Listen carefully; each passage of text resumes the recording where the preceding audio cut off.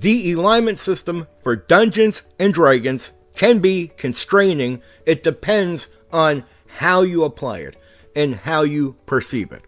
Anyone who says the alignment system cannot constrain the game, make things worse, they are an idiot for real. Many will tell you that the alignment system is aiming at trying to tell you who your character is and what lines you should try to maintain your gameplay within.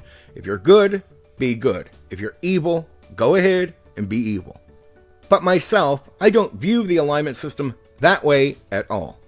In my view, the alignment system isn't really telling you who the character is, it tells you who the character wants to be. I have a complex approach when it comes to alignment. So, you are a good character, but you did something evil. Does that mean we have to change your alignment in my game? No. Unless the majority of your actions and words start becoming darker and evil. In my game, for example, a good aligned fighter that has done something evil, if they don't try to ask for forgiveness, if they don't try to make amends, if they don't roleplay the idea that their character is unhappy with what they did and they want to do better because they're good aligned people, so even though they did something evil, it doesn't mean they should be happy with it or ever aim to do it again. It should be rejected. If they don't try this, they will start having a hard time sleeping, and after maybe 2 or 3 days, this can affect their numbers. They could get a minus to attack, or a minus to saving throws. I don't make a god go to the extremes on reacting to a deed that they might be opposed to. Like, you're a good priest or a good knight, and you've done something wrong. You've crossed the line. Well, like the other characters, you just need to make amends. Everything's not going to be simply just stripped away from you right away. But if you don't turn things around, maybe the god decides to punish you in some way. I won't snap of the finger do something to you if you've had your character do something that seems evil. To me, a good person who's good most of the time can turn around and do something evil and the next day still not be evil. It's the situation. It's the circumstances.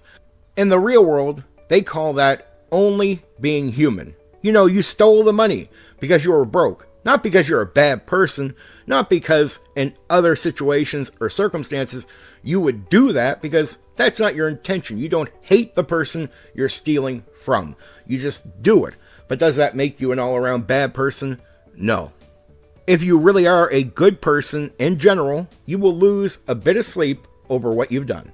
And I'll reverse that on you. If you play an evil character and you're doing one too many good deeds, you'll start questioning what you're doing. If you don't, your emotions will start bothering you. You're doing all this good stuff, even though you're an evil character. You're going to lose some sleep because the emotions will mess with your thinking. You're going to be confused. You can either role play that out and try to make amends, not do too much good, because that's not really who you are. That's not who you aim to be. The restraining part about alignment is when you go too strict with it. You don't use common sense. In the old school, there are a lot of dungeon masters that are very strict with alignment. On the other hand, in the new school, there are a lot of new school dungeon masters that simply don't pay attention to it. I think there is a middle ground, and what I explained here is that middle ground. Don't drop the alignment system, but don't be too strict with it. Allow it to bring flavor to the game and give some guidance to the players, because that's what it's meant to do. Don't make a good thing a bad thing. That is what I'm saying. Make a good thing that makes sense to you, to the players, and doesn't spoil the game, doesn't spoil the experience overall, which I think that happens when you are strict with alignment system, or you simply don't even use it. I think that, you're taking away something like a guiding light for the players.